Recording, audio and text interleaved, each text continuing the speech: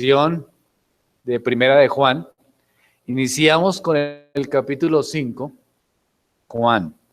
Habíamos dejado un par de meses, un espacio que fue los sermones de Navidad y otro espacio que fue los sermones del sufrimiento. Y entonces retomamos de nuevo Primera de Juan expositivamente. El sermón de esta mañana es fe, más amor, más obediencia, igual nuevo nacimiento. Vamos entonces a la lectura de las Escrituras. Todo aquel que cree que Jesús es el Cristo es nacido de Dios. Que ama. Al que engendró, ama también al que ha sido engendrado por él. En esto conocemos que amamos a los hijos de Dios cuando amamos a Dios y guardamos sus mandamientos. Entonces, recapitulando, repasando un poco, en toda esta epístola Juan afirma y reafirma la deidad de nuestro Señor Jesucristo. Como hemos explicado durante el año pasado estudiando la epístola, los anticristos habían salido de la iglesia porque no creían que el Señor se había encarnado en Jesús. Decían algunos que era solo un hombre. De hecho, decían, era un buen hombre, era buena persona, por cierto.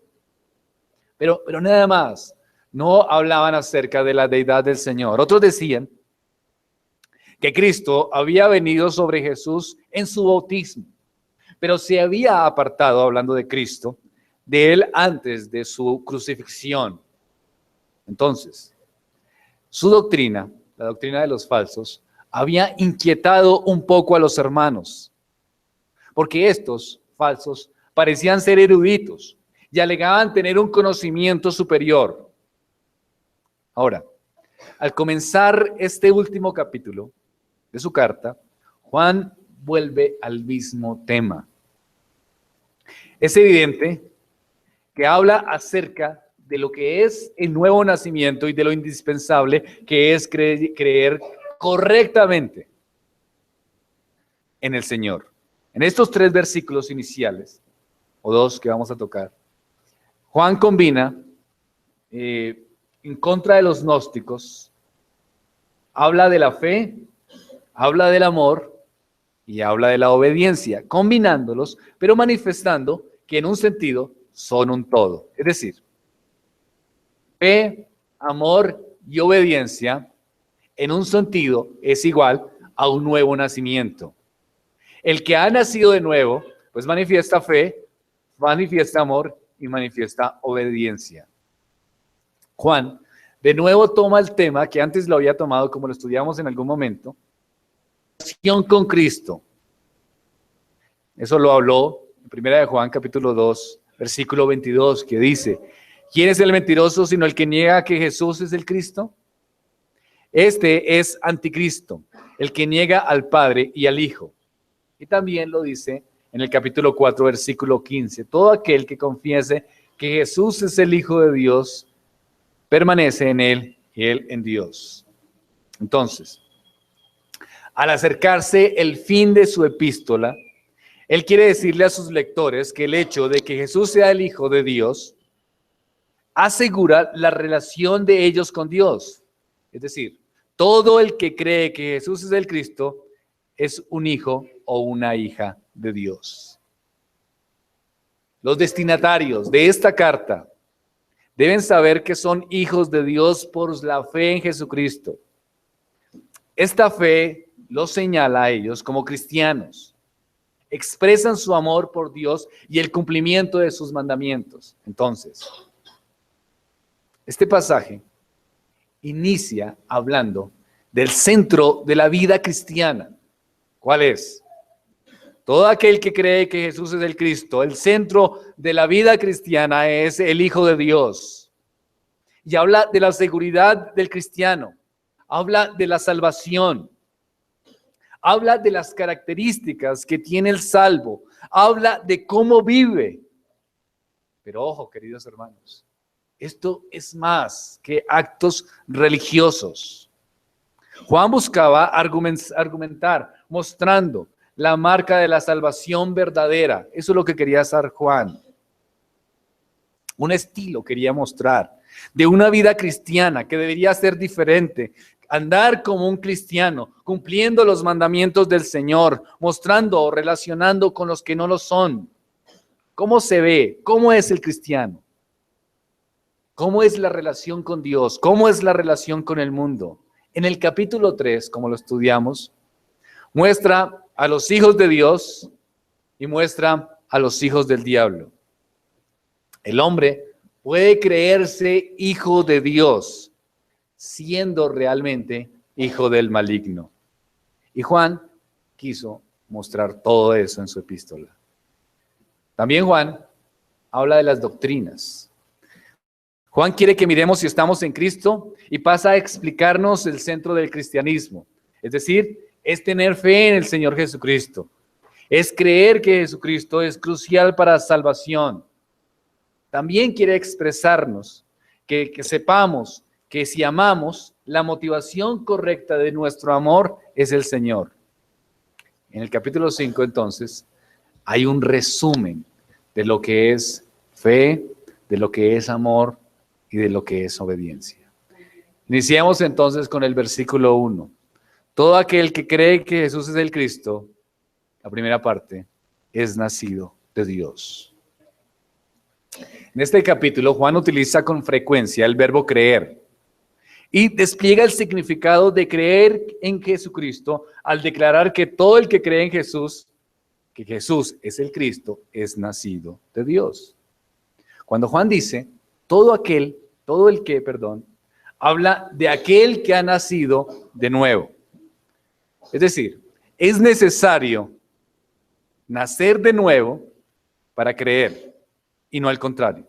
No es porque yo creo que nazco de nuevo. Lo primero que ocurre en el orden de la salvación es que yo nazco de nuevo. Si nazco de nuevo, entonces creo. Eso es lo que está diciendo el texto. El verbo principal de la oración es nacido. Y la frase, todo aquel que cree, es el sujeto. Entonces, el que nace de nuevo entiende que Jesús es el Cristo, es decir, entiende que es el ungido, que Cristo es el Mesías. El que nace de nuevo entiende que Jesús no podría ser, o comprende que Jesús no podría ser nuestro Dios y Salvador a menos que fuera el Cristo. El que nace de nuevo entiende entonces quién es Jesucristo y qué es el Cristo. Porque no podría revelar el camino de la salvación a menos que fuera profeta. No podría obrar aquella salvación a menos que fuera sacerdote. No podría conferir aquella salvación a menos que fuera rey. Por eso, Cristo es sacerdote, profeta y rey. Voy a explicar mejor esto para que podamos entender qué es creer en Cristo. ¿Y por qué los que han nacido de nuevo entienden que es el Cristo? Cristo significa que es Mesías, pero también significa que es entonces el Mesías, es profeta, sacerdote y rey. Cristo es el ungido. Entonces, una de las grandes contribuciones para un entendimiento cristiano de la obra de Cristo es la exposición de Juan Calvino sobre el triple oficio de Cristo, como profeta, como sacerdote y como rey. Como profeta, Cristo es Dios por excelencia. Jesús mismo fue el objeto y el sujeto de la profecía. Su persona, su obra son el punto focal de la profecía del Antiguo Testamento. Pero él mismo también fue un profeta. El reino de Dios y el papel que Jesús desempeña dentro de dicho reino venidero son temas principales y las afirmaciones proféticas de Jesús. Eso lo vemos en las Escrituras. Hebreos capítulo 1, versículo 1.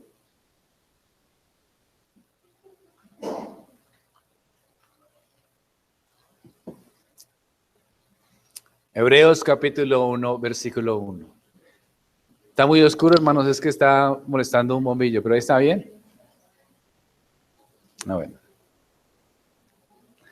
Dios, habiendo hablado de muchas veces y de muchas maneras en otro tiempo a los padres por los profetas, en estos postreros días nos ha hablado por el Hijo, a quien constituyó heredero de todo y por quien asimismo hizo el universo. La función principal de un profeta era transmitir la palabra de Dios, ¿verdad?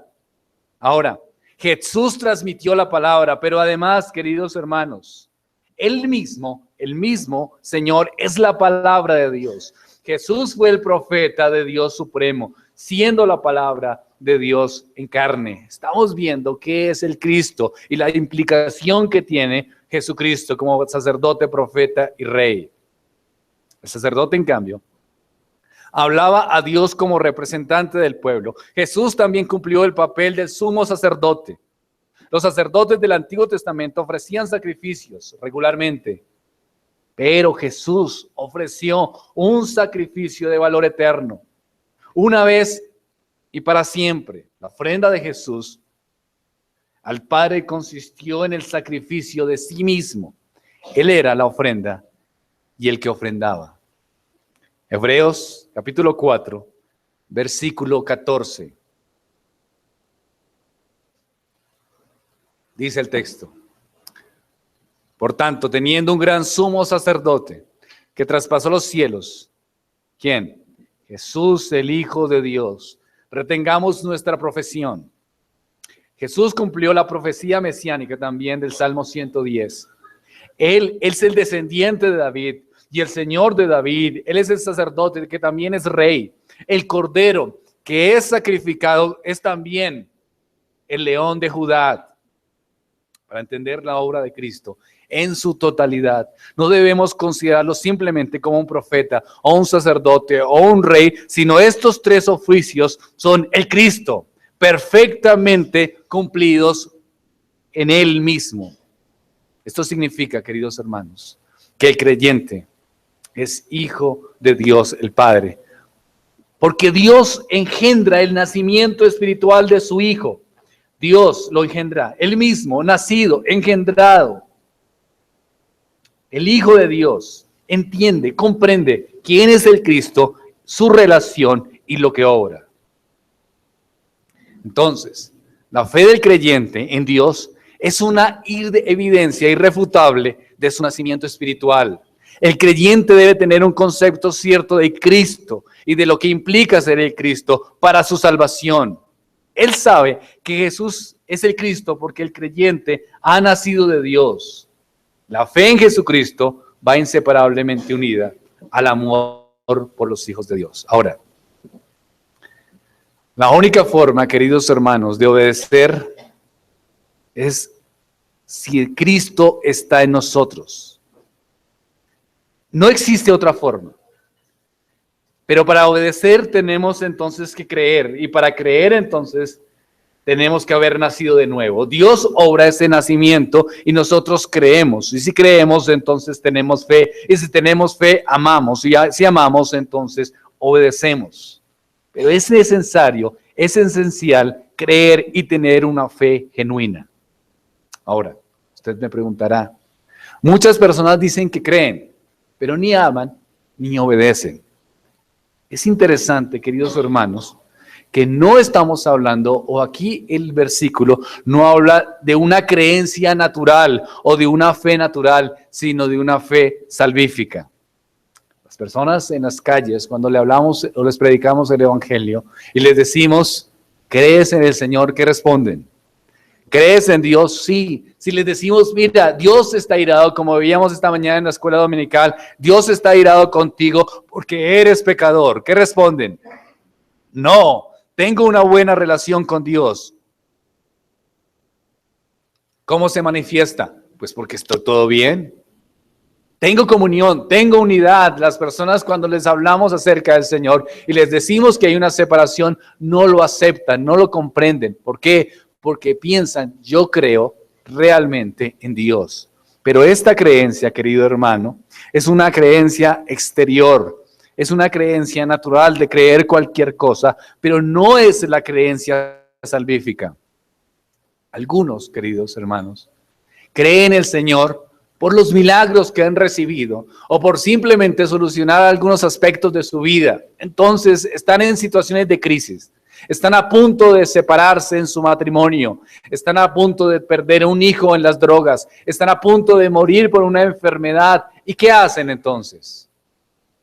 Levantan la voz y claman: algo que me traiga paz y alivio a mi condición. Y en ese momento entonces encuentran una luz en el evangelio y van allí y dicen: sí, esto es esperanzador, esto habla de Dios, esto habla de la salvación y puede ser una situación para mi vida.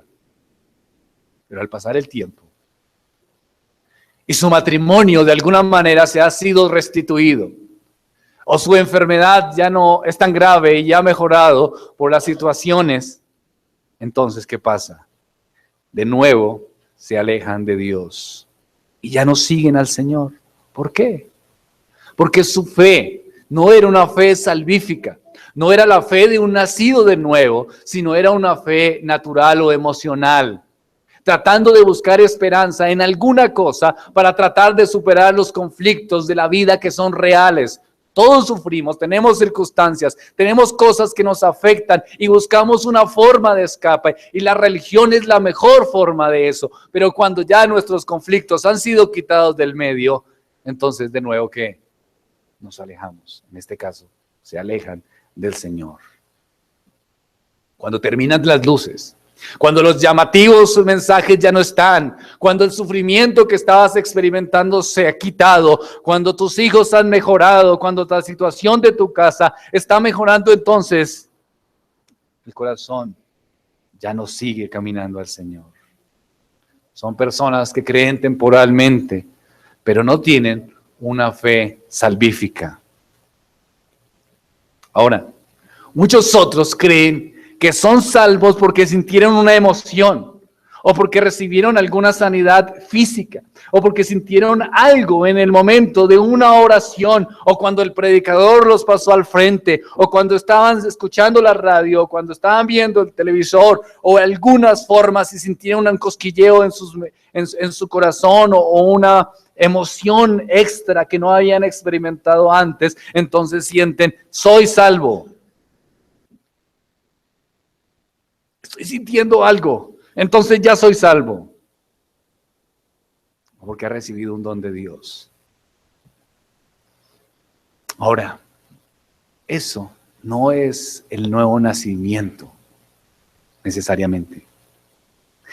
Es necesario que entiendas quién es Cristo, qué es su obra, qué es tu triple oficio, cómo está en Cristo Jesús y cómo el Señor entonces ha obrado a favor nuestro para salvarnos, y que yo comprenda esa condición en la que yo me encontraba y cómo tengo esperanza en Cristo Jesús. ¿Crees en el Señor Jesucristo con la fe que realmente salva?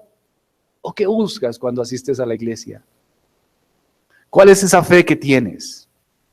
¿Es una fe viva, emocional, encanalizada en el Señor y en su obra expiatoria para salvación? ¿O es simplemente un acto religioso? ¿Qué buscas cuando asistes a la congregación? Tu mente y tus emociones simplemente quieren mejorar tu relación matrimonial, o si eres soltero o si eres soltera, quisieras buscar un buen creyente para casarte. ¿Cuál es la motivación para buscar a la iglesia y al Señor? Tienes que mirar profundamente tu corazón a ver si realmente es una fe que salva. Porque si es una fe que salva, es una fe centrada ¿en quién? En Cristo y en su obra. No en ti y en tus experiencias. No en tus emociones, no en tus deseos, no en esos pecados escandalosos que tienes y quisieras que de alguna manera ya no estuvieran porque socialmente son inaceptados. Busco del Señor porque veo cosas prohibidas por internet. Necesito algo que me saque de esa condición. En cambio, si soy cristiano, tal vez ya no las dejaré de ver. Motivaciones. ¿Qué diría la gente si saben que tengo problemas familiares? ¡Qué vergüenza! Esas son motivaciones incorrectas y estás colocando tu fe en algo incorrecto. Pero si lo haces por Cristo, entonces tienes que entender quién es Cristo Y tienes que tener una fe genuina en el Señor Jesucristo. Todo el que cree en Jesús y en su obra, entonces, ¿qué quiere decir? Que es nacido de Dios. Pero ¿qué quiere decir esto entonces? Si yo creo, pero usted me está diciendo que no, que puede ser una creencia emocional. Quiere decir que estás depositando una confianza en la obra del Señor, plenamente en Cristo y en su obra, no en ti. La idea es que podamos estar completamente seguros de nuestra salvación. ¿Pero por qué? ¿Cómo hago eso? Pues porque crees en Cristo. Sé que soy salvo, pero sé que soy salvo es porque creo que no necesito más. Ya mis esfuerzos no me salvan, solo Cristo. No hay conducta cristiana que me lleve al cielo, solo Jesús. No hay moralidad, no hay acciones, solamente Cristo y su cruz. Es mi confianza plena en su sacerdocio, en su actuar como profeta, en su reinado. Es el Cristo Jesús, el ungido, el Mesías que me salva. Toda mi confianza puesta en su obra. Eso es creer.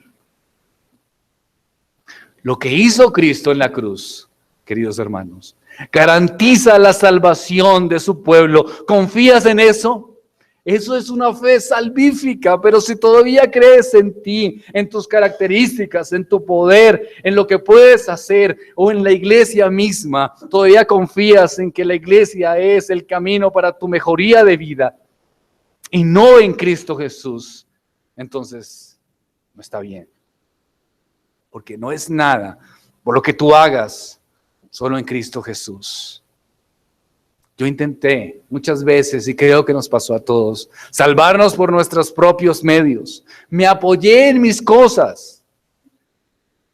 Pero como Pablo las tuvo que tener como por basura, ¿no? ¿Para qué? Para confiar plenamente ¿en quién?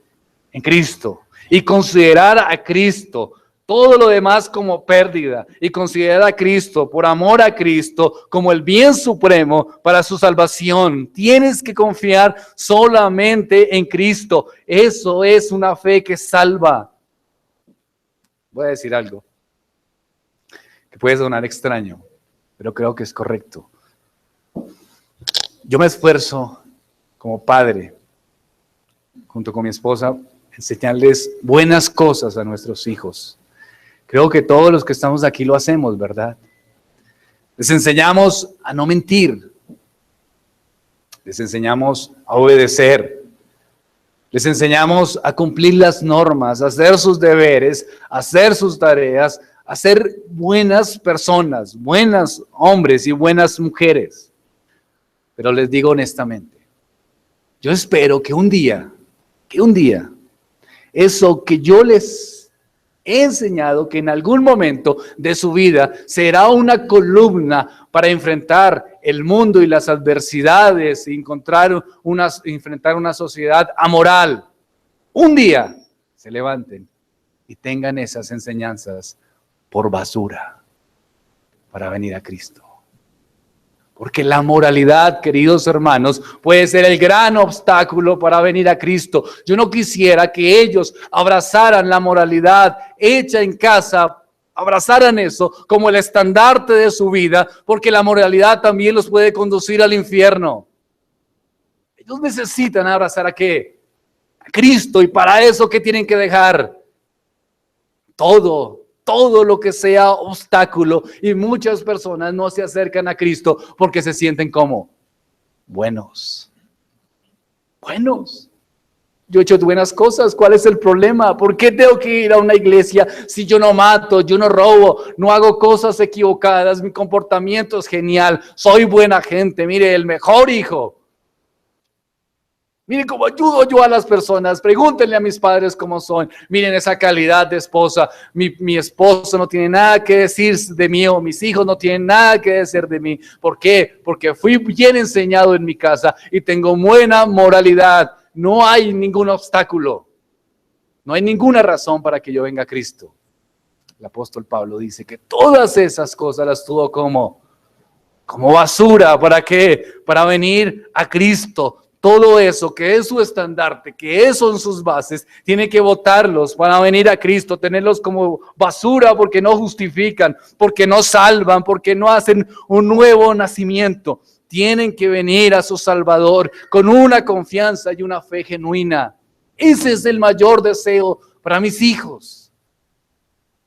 Que claro, sirvan de estructura, son buenos, son santas las cosas que les enseñamos. Pero en algún tiempo, en algún momento, tienen que darse cuenta que para su alma, para su eternidad, solo necesitan una cosa, ¿qué es? Cristo y su obra. Cristo y su obra. Que es su justicia, tienen que comprender. Su justicia, no la nuestra. Que Él es su salvación, no mi justicia, sino la justicia de Cristo por fe. Esa es una evidencia del nuevo nacimiento. Dios te da esa luz de entender como regenerado, de tener la fe correcta, que Dios ha obrado en tu corazón de tal manera que tú tienes que entender la obra del Señor completa. Capítulo 5, versículo 1, parte B. Y todo aquel que ama al que engendró, ama también al que ha sido engendrado por Él. Ahora, todo el que ama al Padre ama también al Hijo. Aquí la segunda parte del versículo vincula la fe con el amor. El uno no puede existir sin el otro. Y juntos demuestran la vibrante vida espiritual del Hijo de Dios. Calvino dice, dado que Dios nos regenera por la fe, Él debe ser necesariamente amado por nosotros como Padre. Y ese amor abarca también a todos sus hijos. En esencia, la fe, el amor son inseparables. En la familia de Dios, la fe y el amor por Él, por sus hijos, están totalmente integrados. Juan tiene una claridad en este aspecto. Dice, en esto conocemos que amamos a los hijos de Dios, cuando amamos a Dios y cumplimos sus mandamientos. Esta frase es casi una repetición de lo que ya hemos estudiado en el capítulo 2, versículo 3 y en el capítulo 3, versículo 23. Sabiendo que hemos llegado a conocerle si obedecemos sus mandamientos, y también hablando del amor. Ahora, ¿cómo puedo saber que amo a Dios? Según el texto. Pues, si amas a los hermanos. Ahora, ¿cómo puedo saber que amo a los hermanos? Pues si amas a Dios. Juan quiere que veamos que el amor es una evidencia del cristianismo. La fe, el amor. Tengo amor, entonces amo. ¿Amo a quiénes? A los hermanos. ¿Amo a quiénes? A Dios. Y una se regula con la otra. Es decir, si amo a Dios, amo a los hermanos. Si amo a los hermanos, entonces amo a Dios. ¿Por qué? Porque la fe y el amor son un todo. Ahora, ¿cómo amamos? ¿Es un amor desordenado? ¿Es un amor sin una claridad? No. También nos dice cómo es el amor bíblico. En esto conocemos que amamos a los hijos de Dios. ¿Cuándo? Cuando amamos a Dios, ¿y qué? Y guardamos sus mandamientos. Entonces, Juan está declarando que el amor por los hijos de Dios debe ser unido al amor por Dios para ser genuino. Y el amor por Dios solo puede ser verdadero si obedecemos sus leyes. Entonces, guardar los mandamientos del Señor es un amor correcto.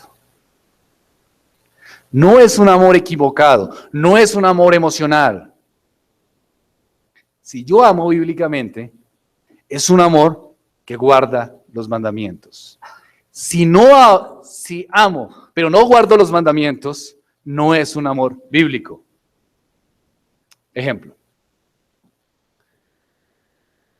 A veces las personas dicen, yo a lo que más amo, lo digo como docente, yo a lo que más amo es a mis hijos, ¿verdad? Yo lo que más amo es a mis hijos. Yo por mis hijos haría cualquier cosa. Y saben ustedes, eso dicen muchos padres, saben ustedes en las situaciones y en la vida de los niños, ¿cuáles son la causante principal de luchas emocionales, de fracasos de los niños? La causa principal son sus padres. Es decir, sus padres dicen que aman con todo su corazón a sus hijos, pero la causante principal del fracaso de sus hijos son los padres que dicen que aman a sus hijos. ¿Cómo es eso? Sí. Un padre emocionalmente puede matar a otra persona por sus propios hijos, pero no necesariamente controla sus pasiones y sus vergüenzas en la casa. Emocionalmente actúa mal, con ira, con contienda, a veces con abandono, a veces prefiere otras cosas en lugar de vivir una vida cristiana sabia y prudente, guiando a sus hijos a una eternidad con el Señor. A veces los padres queremos guardar a nuestros hijos de cualquier cosa que les pase afuera, ¿no? Cuidado con los amigos, cuidado con lo que ven, cuidado con los que se relacionan, pero los peores enemigos de las casas a veces son ¿quiénes?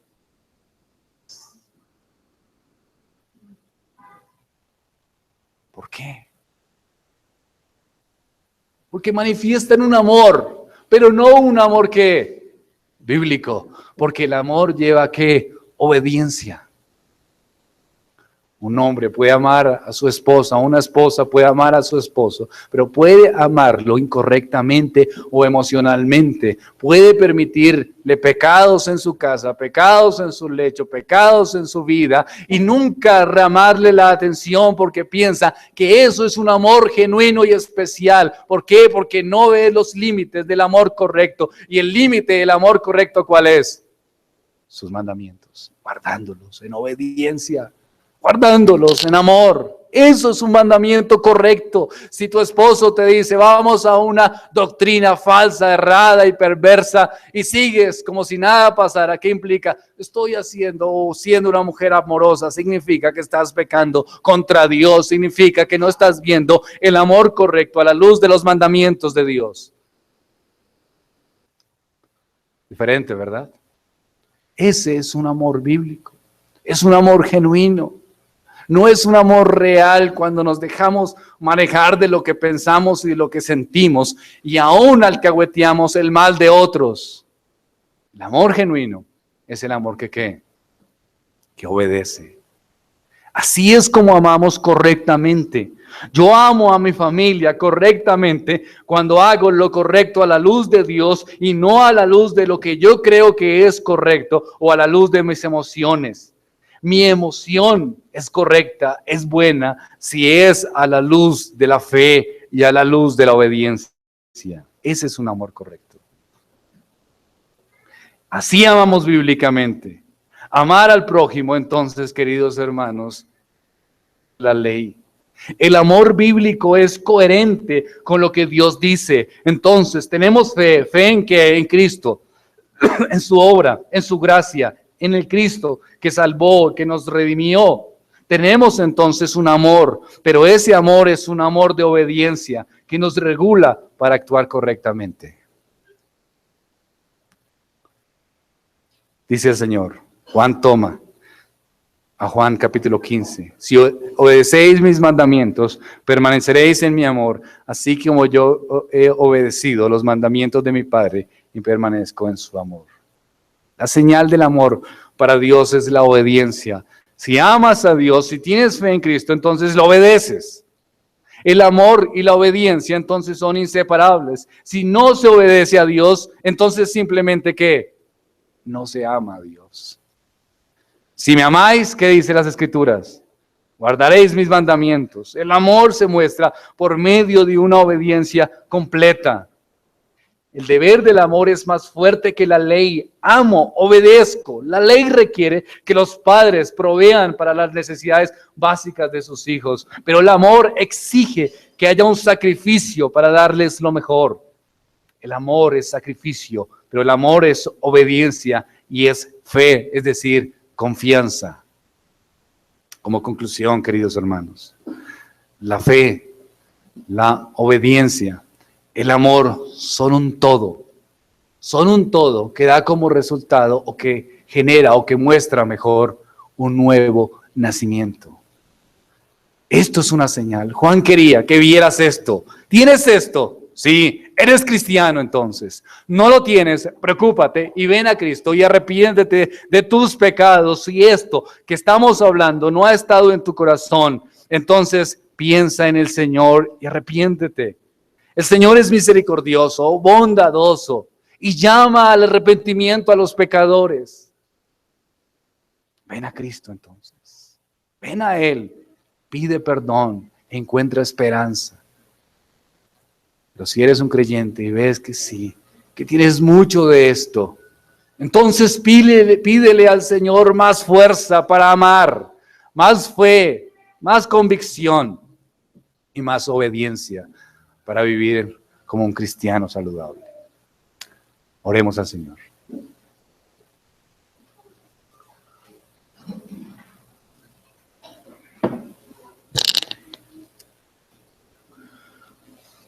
Padre de los cielos, te doy gracias porque has sido misericordioso, Señor.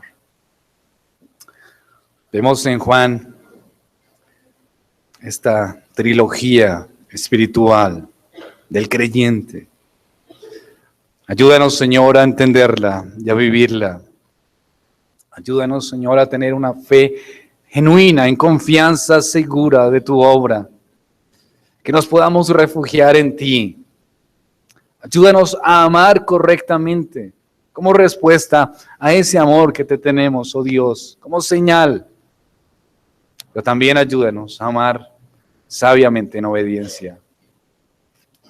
Que podamos ver tu obra, Señor, en nuestros corazones todos los días, creciendo, guiándonos, llevándonos, Señor, a una santificación. Guíanos, oh Dios, en todo lo que hacemos.